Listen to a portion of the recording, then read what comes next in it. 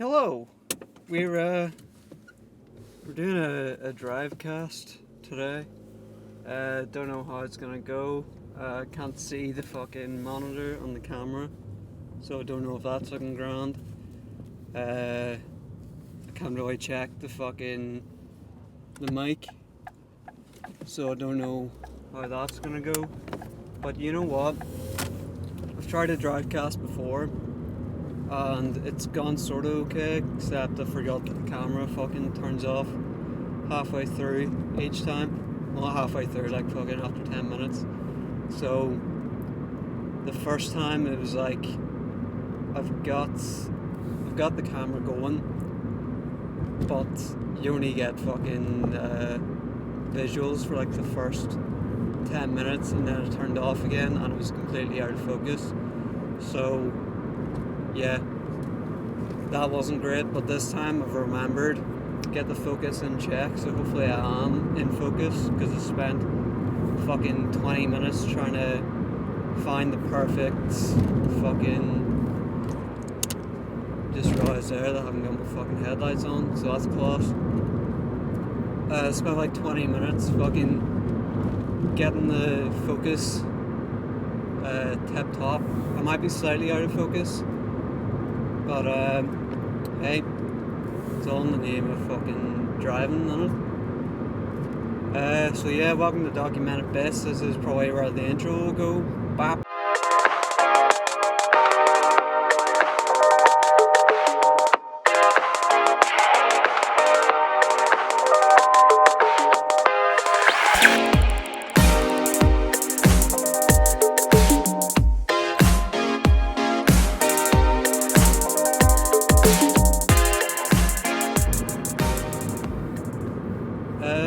Yeah, so welcome. It's been a bit of a weird week. Well, I wouldn't say a weird week. It's been slightly strange. Yeah, I crashed the car. Sort of. I was doing my deliveries for Yodel, and it was for a house in Belfast. Well, I thought it was a house in Belfast. It wasn't a house. It was actually a fucking garage. But then in the fucking delivery thing, they didn't label it as so and so fucking garage. They just labeled it as 1A, whatever street. I'm obviously not gonna give the street name. But yeah.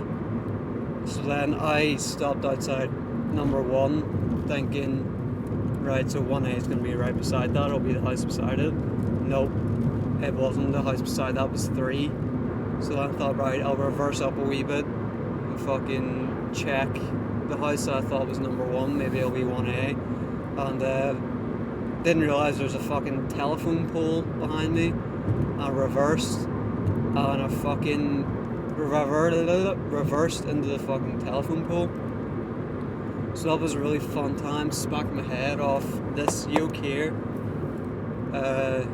And I think I gave myself a slight concussion, perhaps, because after that I had a headache, and I felt a wee bit queasy on it, felt a wee bit nauseous, but I'm all grand now. And then that was that day, and then the day after that, I had a close call, the fucking crash as well, this time not my fault.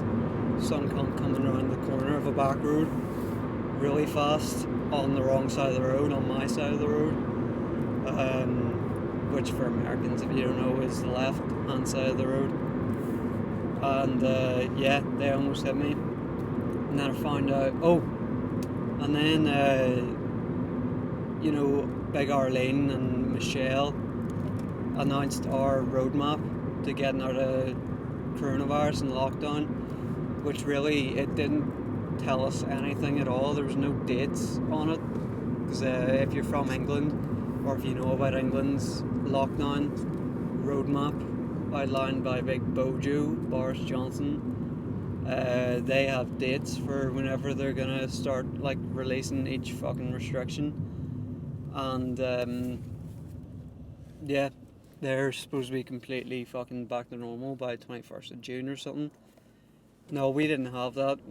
They outlined everything that's gonna happen and how they're gonna come out of lockdown, but they didn't tell us any dates or give us any indication of when those fucking restrictions were gonna be lifted or when they were gonna do what they said they were going to do. So basically, and we already knew all this, like even just judging off fucking England's lockdown roadmap, it's pretty much the same thing. We knew we were going to come out of the fucking lockdown like slowly and sort of ease ourselves out.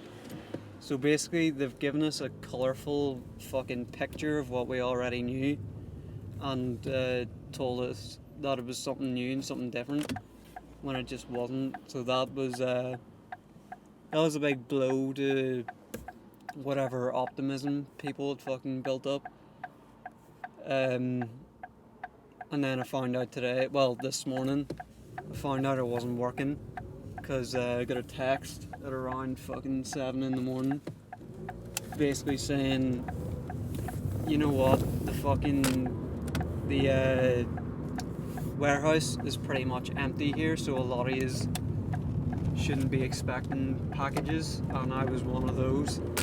So, fucking hell, the boy in front of me has got a really fucking dirty exhaust. Fucking black smoke going everywhere. Yeah, so that was a load of fun, realising I wasn't getting money today. Or I wasn't making money today even.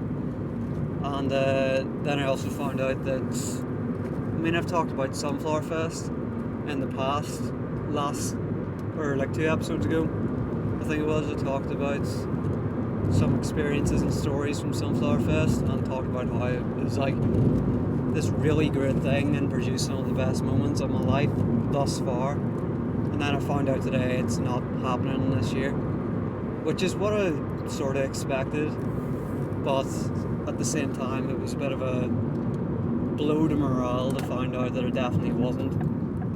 No, the camera, it's gone all funky. Let me bring this back. Oh Jesus, I'm probably gonna have to pull over somewhere here to fucking fix my old camera. Oh no. Right, yous might be really zoomed in now, and for that I really apologise, but you know what? It's the way it goes. Whenever I find somewhere to pull over here, I'll see if I can fix it. We're 7 minutes in now, so yeah, this isn't great. And this is really dangerous of me to be doing this, but you know what? I'm on a back road and there's nobody else about. So there we go. I think I might have fixed it, maybe. Although yous might be fucking, or I might be fucking well out of focus now and too zoomed in. But you know what? We'll deal with it, because at least you're getting some sort of fucking visual on this one. But yeah, it was a real blow to fucking morale to find out that Sunflower Fest wasn't happening this year. And I had to, in the moment, I felt myself getting angry and getting back to that feeling of, low optimism, not really seeing a bright point in the future, and I got a wee bit fucking depresso for a minute. Then I sort of just had to remind myself that, you know what, Sunflower Fest isn't the only thing potentially that could happen this summer. There's still a chance of going on holiday at some point to another country. There's still, meeting up with all my pals, going to bars again, or even just going and sitting in somebody's garden and just fucking, talking to people in a group again. I find, like, I've been meeting up with people individually, but I sort of find, like, I meet up with someone and then I talk to them about something that would, like, it would be, what's the fucking word? It would be relevant to the whole group. So then I would meet up with that person, talk about that thing, and then like maybe a few days or a week later I'll meet up with somebody else and go for a walk with them, and then I'll be talking about the same thing, because we've got a group chat, but we're not going to be talking about everything in the group chat. So it would just be like, or something would happen to that one friend that I would be going out with the walk in the first place. They would tell me about that, and then if it's not something that's like secretive and something they didn't want other people knowing, then on my next few walks I'd be talking to other people about the exact same thing. And it's just sort of like, if we were sitting in a group, it would be, right, we've all heard this thing, now we can all as a group fucking digest it and fucking talk about it together. Right, I really need to fix this fucking camera, because anytime I make some sort of fucking big movement, it's going down the fucking tits! You know what I mean? Of course, in this last wee fucking stretch of the road, every cunt and their dog's coming out for a drive. But you know what? I might stop and start this again. There we go. But yeah, I find that to be really fucking annoying. Fucking hell. Jesus Christ, I'm only 11 minutes in and I've fucking ran out of things to talk about already. I thought I'd find things on my way. Actually, one thing I can mention is you may remember in the last episode, if you watched it or listened to it, I started talking about a sitcom called Superstore.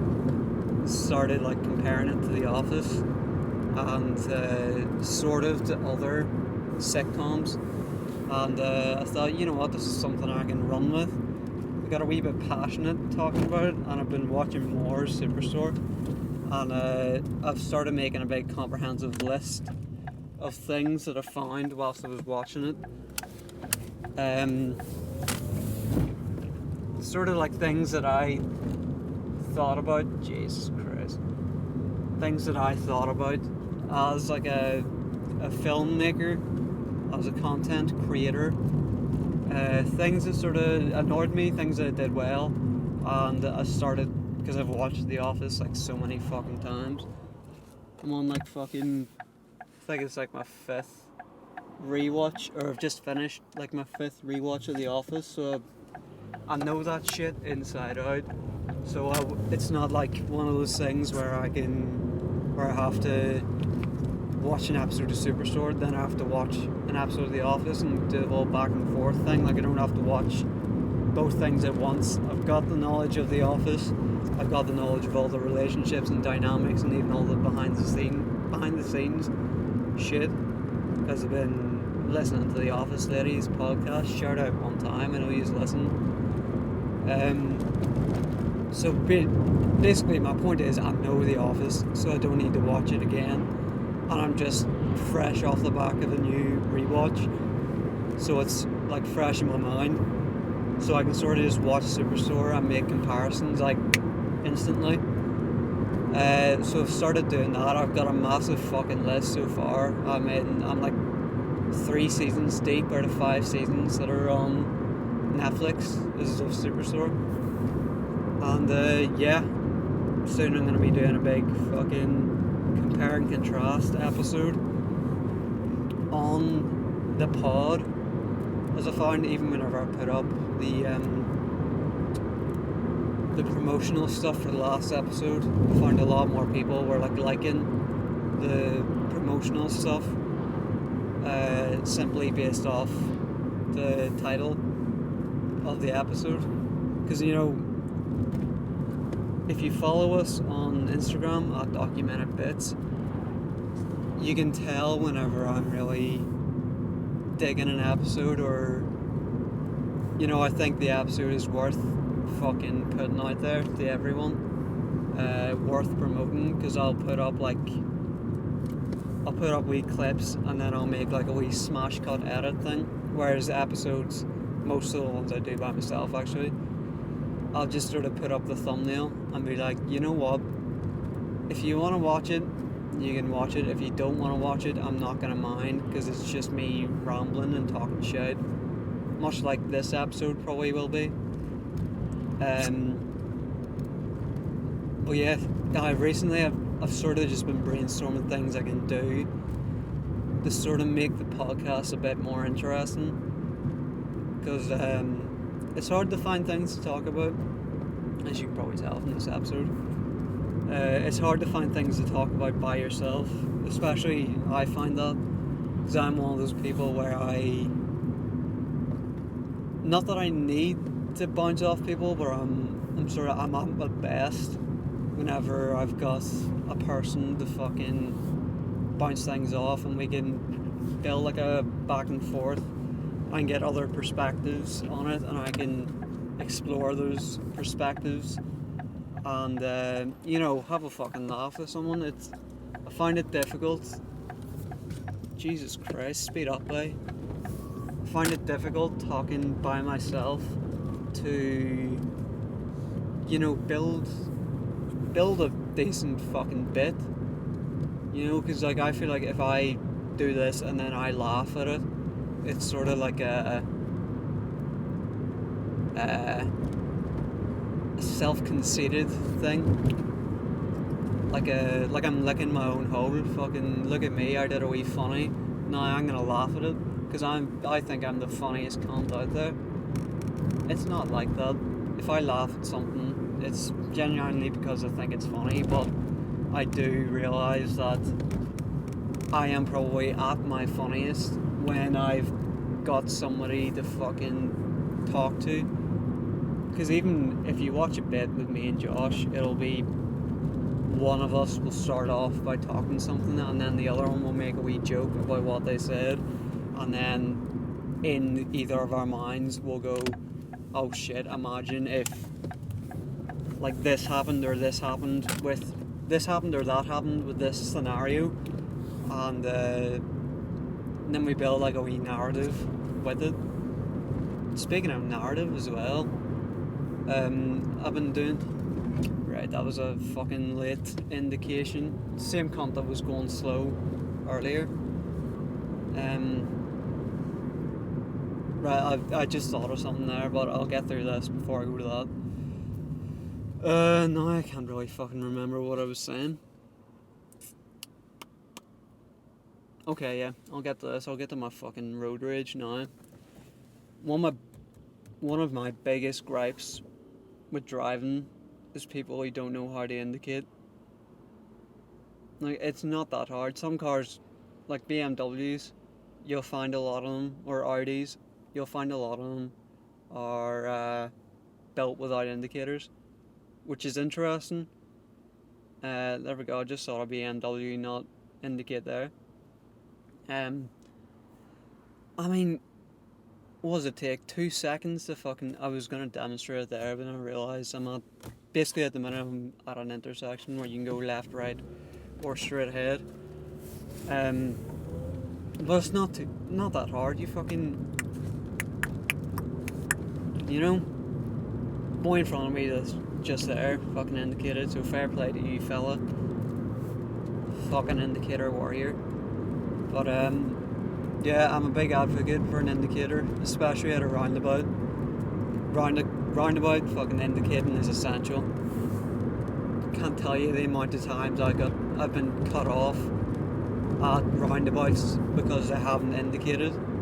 Like, they'll be like, say if we're going to a fucking 3 exit roundabout and you've got 2 lanes at the roundabout, so you'll have your left lane going either left or straight ahead, or you'll have your right lane going straight ahead or right.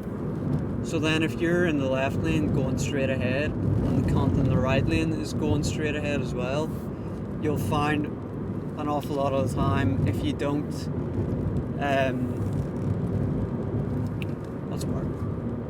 if you don't get the quickest acceleration and they're out ahead of you, what you'll find is they'll fucking go ahead of you, and then they'll indicate to go straight ahead to come off the roundabout, but then they'll go into the left lane because maybe they need to make a quick left turn after that, and then you're just sort of sitting there like, listen buddy, I'm fucking here as well. You know, I don't know why that I started that off with indicators, because that's not really indicators. That's just a cunt being a cunt. But yeah, it also, whenever you're fucking sitting waiting to get into the roundabout, if you're not indicating, you could be going off the exit right before me, or you could be going straight on, which is grand. But if you're going off at the exit right before me, before I come in, then indicate that you're going that way to let me know that I can fucking leave the roundabout. Because I've probably got like fucking 5 to 6 cunts behind me waiting to go as well, but I can't go if I don't know I don't know whether you're gonna go off to the left and I'll be sweet to go on, or if I go on ahead, are you gonna fucking ram into the side of me? You know what I mean? Yeah, so that's my fucking gripe with indicators. It's probably my biggest gripe, especially, you know what really fucking pisses me off? Especially whenever, say you're on a main road and there's some guy in front of you, you're in the right hand lane. You find that, or well, I find myself wary now that somebody can just indicate to go right at any minute or any second even. So you could be like, say you're coming up to a set of lights and you've got a left lane and a right lane, and in the right lane you can either go straight ahead or turn right. If you're gonna go right, I want to be able to know when that is, or I want to be able to know when you're going right. Like this cunt here, this cunt right in front of me, fucking wait until they're like right until they're about to turn right, and then they indicate. I need to know if you're turning right so I can get myself into the other lane so you're not holding me up. Now, I'm aware now that it's got quite dark, so I don't know whether you can see me or not, which is a load of crack. By the way, if you can't tell where I'm going by looking out this window here, I'm on my way to Bangor, because I'm getting fucking locusts for my dragons. I'm fucking daddy of dragons, going to get these little girls some locusts. Right in there, actually, the place I'm going past now is Cairnwood fucking Forest Park, which is a great wee place. Every year on my birthday, I go in there for a wee walk, just by myself. Because you know what? Actually, as well, if you're from Northern Ireland and you're into your photography, in there in Cairnwood is a great wee place for photography. I go there quite a lot. There's actually, if you go onto my, sorry for the plugs, but if you go onto my film and photography page on Instagram, @Moon Productions, you'll find a wee shoot that me and Pierce Gillen did. Shout out Pierce Gillen one time. Made the logo for this podcast. There's another fucking thing that I need to mention. But anyway, yeah, in there is a great wee place for photography. There's waterfalls and shit, and rivers and fucking wooded areas and nice plants and nice flora and fauna. And yeah, great wee place. But yes, regarding the fucking logo, there's nothing to do with Pierce. It wasn't his fault at all. It wasn't even our fault. It was, you may have noticed last week, if you listen to this on Spotify, the episode didn't come up for last week, and then a few minutes later, we were just completely, not off Spotify, but you just couldn't access our Spotify page whatsoever. And that was directly after I changed the logo for the episode and our just actual profile picture logo on Podbean, and our Podbean account is connected to our Spotify account. But it was weird because like our Apple Podcasts is all actually any of our audio platforms, they're all linked to Podbean. So if I upload an episode to Podbean, it'll be available on any of our audio platforms, which was true, apart from Spotify. For some reason, whenever I uploaded this logo, it deleted our fucking. Now let me try and remember this. It was actually, for some reason, it came up as iTunes fucking author bit from our RSS feed. And my question is, who the fuck did that? Because I didn't do that. Is this some sort of elaborate prank? Somebody went into our RSS feed and fucking deleted our iTunes author tag? Some cunt's fucking flashing his lights for some reason. And I don't think it's at me because I got my headlights on and no doors open, no fucking lights on that there shouldn't be, not indicating, no hazards. So yeah, that's one thing with driving. I'm really paranoid about cunts flashing their lights at me, or me perceiving that cunts are flashing their lights at me. Because I don't think this is a story I've told in the podcast. My first day of driving, like after I passed my driving test, after I got the car, because actually I didn't get my car until I think it's like a couple of weeks after I passed my test. You know, I don't think this cunt is flashing his lights at me. Because after a couple of weeks to pass my test, so you know what, it was a wee bit, well, I wouldn't say rusty, but it wasn't one of those things where I passed my test, I can just get in my car and fucking hit the ground running. So anyway, got my car, and me and Sam Weatherup shared out one time. We're actually going up to Josh's house to have a wee drinkaroo. Well, I wasn't having a drinkaroo obviously because I was driving, but we're going up there. And we started driving in the daytime because we had to go to Tesco or Sainsbury's or something to get a drink, and then we ended up just staying there for a bit to like get coffee and that. But by the time we got back to the car, it was sort of daytime going into nighttime, and you know how it fucking is during the summer. Well, not during the summer actually. It was during. No, it would have been during the summer. Anyway, how quickly it goes from fucking day to night. So I started off driving, didn't need my headlights on because you know it was daytime, and then it quickly became not daytime, and because I was new to this car, it was literally the day I got the car.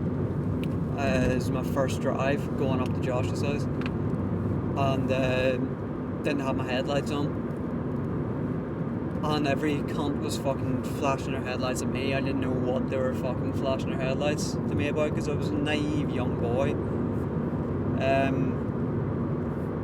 Yeah, it turns out I didn't have my headlights on until I realised I was fucking 2 minutes. I was in Josh's fucking estate and I was 2 minutes away from his house, and that's whenever I realised I didn't have my headlights on in the fucking pitch black. That was that day also. If you know where fucking Craigie Hill, well not Craigie Hill, but Craigie, the hill before the outer ring, that hill, I stalled on that 10 times, and that then became known as the Phantom Hill. So there you go. The more you know, the further you go. And I'm pretty much at my destination. Turn my fucking indicator on. Fucking hell, we're only half an hour in. I thought that would take a lot longer. So you're gonna get fucking on the way back commentary as well. You know, I may as well tell you where I am / where I'm going. Did I tell you this actually? Basically, I'm on Faulkner Road, going to Jolly's Pet Superstore. Shout out Jolly's one time. If you're from Bangor, you know where I am. Yeah, hopefully this camera doesn't cut out before I park. And I need to fucking remember here before I go in where I had the camera. Actually, no, I could just leave the camera, could I? It's a bit risky, but you know what? I'm gonna risk. Mind the lines. I think so. I'm gonna risk some cunt seeing my camera there in the dark before I fucking, you know, fucking deal with all that shit again. But yeah, so I'm going in. I'll catch yous in a fucking minute. Goodbye. Hey, welcome back to me. You know what? Say hello to the boys. Where's my fucking... There we go. Say hello to the boys. Fucking Luke. Oh man, Jolly Bean! Alright, let's start our fucking voyage home. Actually, you know what? I mean, we're starting a voyage home, but we're also going to stop at the shop on the way back. But don't you worry, you'll get a full fucking episode here. No more fucking distractions or cuts or nothing. You know what I mean? I really hope I fucking set the Zoom to record.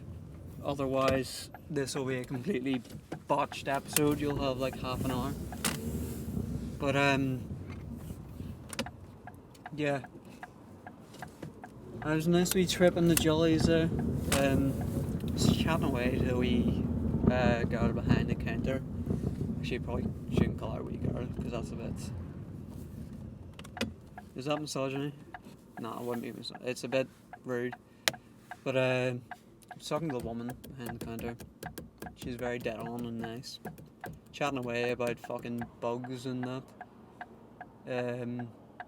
Which, as you could tell by the wee box I held up there, that's what locusts are. Fucking dragon bugs. Ay caramba. Shumba chumba.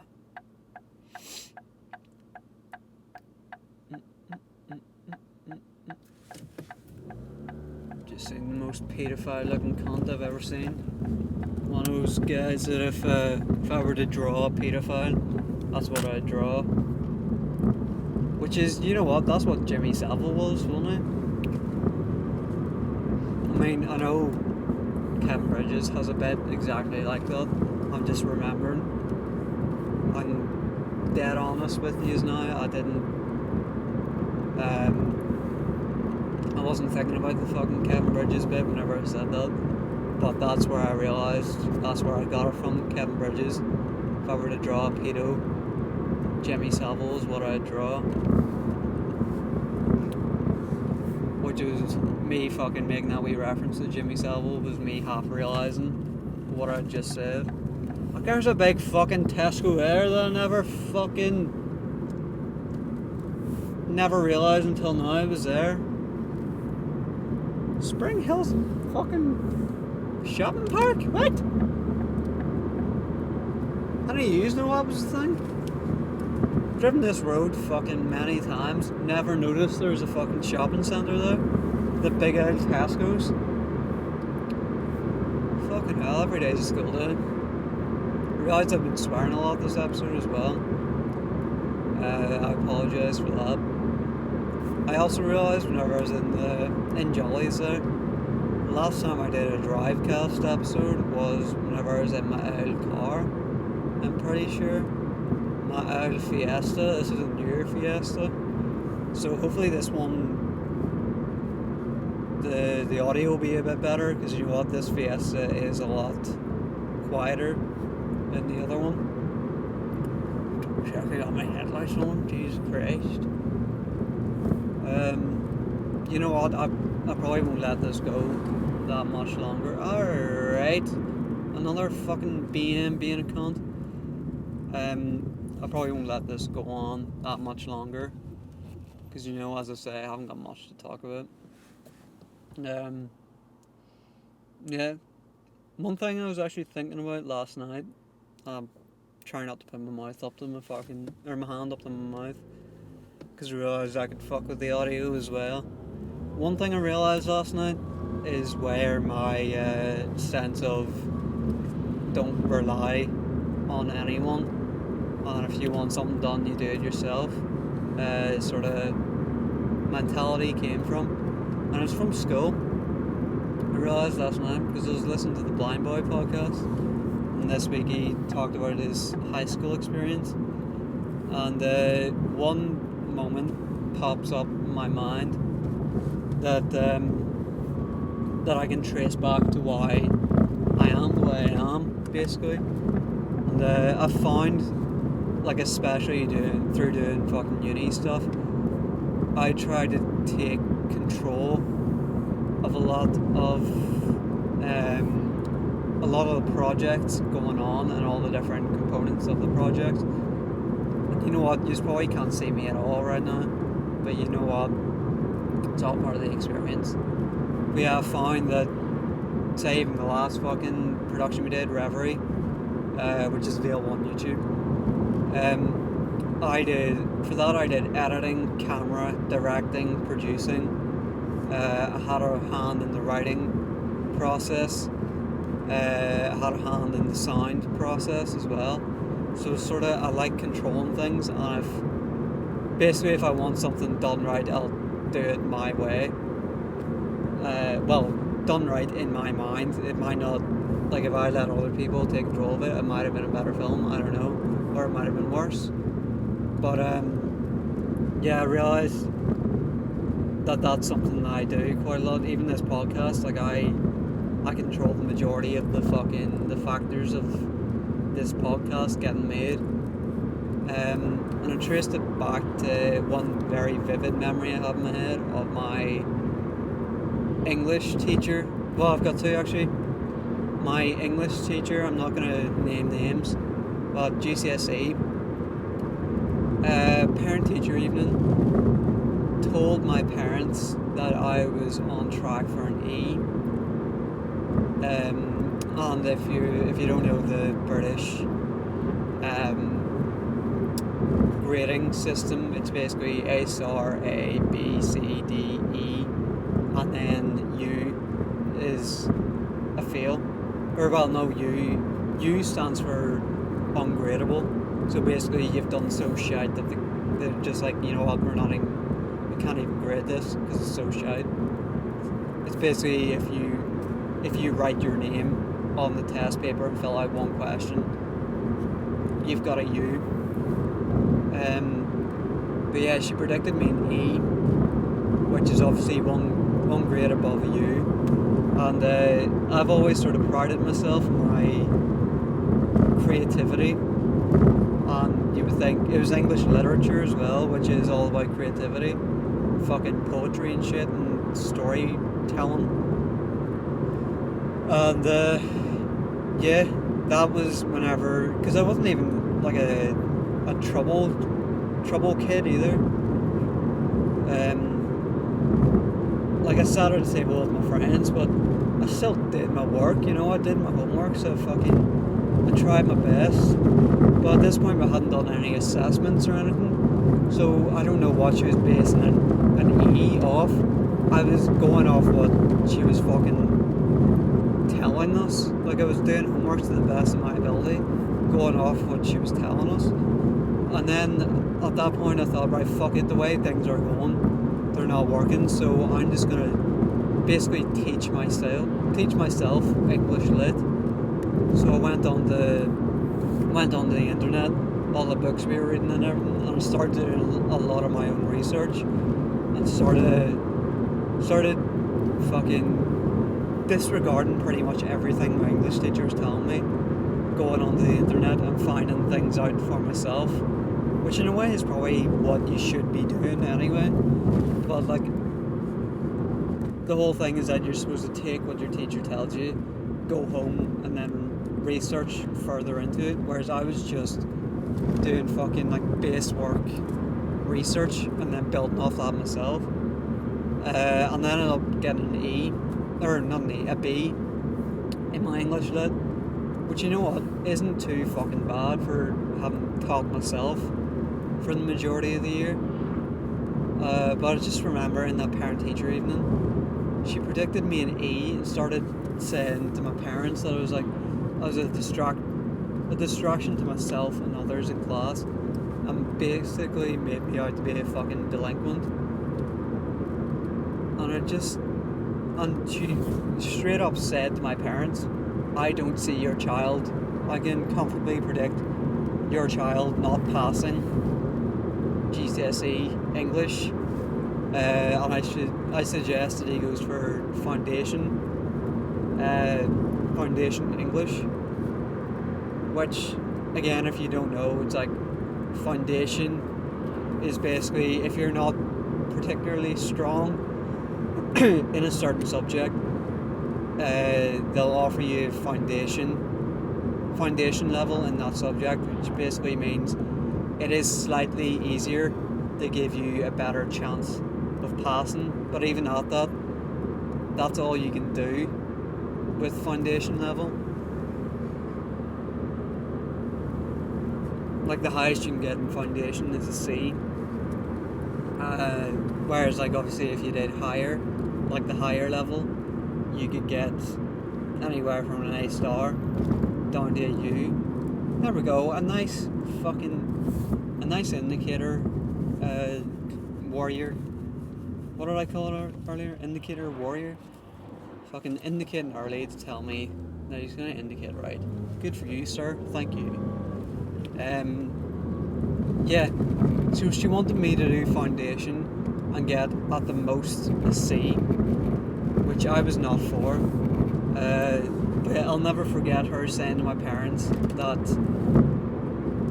she comfortably predicts that I won't pass and that I should do foundation. And then I ended up teaching myself and getting a B. And of course, you better fucking know, since I found out I got a B in English literature and English language, I marched straight up to her room and said, fucking look at that. And then I ended up getting that same teacher for fucking A-level English lit, which was great. It was only for like one semester or something though, and then I ended up getting better English teachers. Shout out Miss Bell and Dr. Cummings and one, for some reason I can't remember her fucking name now, but she's like head of English or something, so shout out to her. And then another one was Spanish. I taught myself fucking first year to third year Spanish, because my teacher was, I wouldn't say incompetent, but wasn't great at teaching somebody like me my fucking way of learning. So yeah, I taught myself fucking key stage fucking 3 or whatever, or key stage 2 Spanish, until I got a decent teacher that fitted my needs. Shout out Don Miguel. Don Miguel was actually one of my favourite teachers in Laggan. He was one of those that was strict but fair, and he knew how to get the best out of you, which is what he did for me. And it wasn't until he started teaching me that I realised that, not that I wasn't cut out for Spanish, but that maybe if I had had a better teacher in my early years of doing it, I would have realised that there's a certain limit that I could go to, and I could have reached that certain limit if I had a decent teacher, and I would have known not to do it for A-level, because fucking A-level Spanish was fucking brutal for me. And I think Don Miguel could tell that, I'd sort of reached my level, and he tried to pull the best out of me, but you know what, I think he could tell. But yeah, it just goes to show. I did GCSE Spanish instead of doing GCSE art, and at the time, you know what, I was good at art. I was one of the best in the year at art. But people got into my head as well of like, Spanish is a good thing to have for your CV, and it shows you're well versed in other languages and you can deal with people from like all over the world, which is fair enough. I know a bit of Spanish. I can maybe hold a conversation, but it's a very specific conversation. Like I could talk to a Spanish person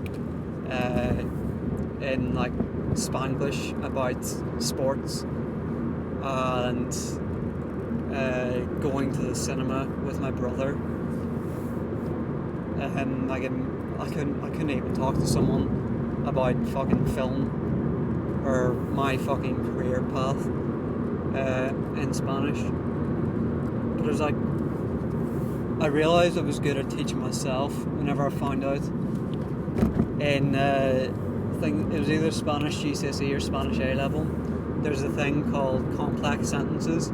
I don't know if we have them in the English language, but they definitely have them in the Spanish language. And it was actually Don Miguel that not called me out on it, but like picked up on it, that I was using complex sentences in my homework. He hadn't said anything until the day that we were learning how to do complex sentences, and I remember him saying, there's one person in this class that has used a complex sentence ever, and he actually does it consistently in homeworks and in tasks, and that's Jack. I don't know how you figured out how to do this, or even if you knew that you were doing this. I didn't know that I was doing this. It was just something whenever I was teaching myself that I picked up, and I was creating fucking complex sentences because I was listening to a lot of Spanish radio as well, and I was fucking obviously looking stuff up online. Like I wasn't just going into Google Translate fucking thinking about what I wanted to say in English, and then almost did a no indicator there.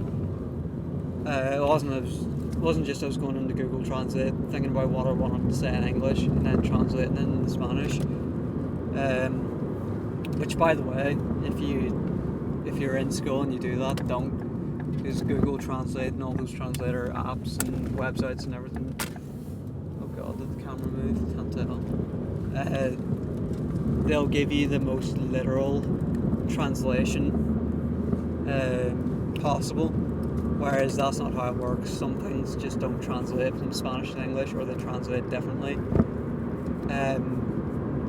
Your literal translation from English into Spanish could have a completely different meaning than what you're trying to convey, if you know what I mean. But anyway, yeah, because I was listening to all the like real Spanish people talking, I was just sort of picking up on what they were saying and how they were saying things, and just started fucking copying it. Monkey see, monkey do. And yeah, this isn't where I really wanted to go with this episode, but you know what, we're here now. But yeah, I remember that being a very proud moment in my life. It was that sort of day I realised as well that I wasn't really an academic person, in the sense that school wasn't really for me. If I'm going to learn things, I learn them on my own terms, sort of.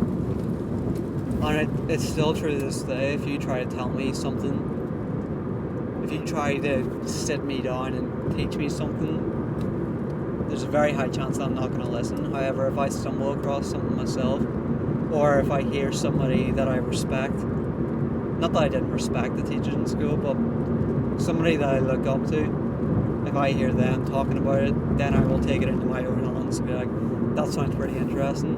I'm going to go research that myself, and I'm going to teach myself about it.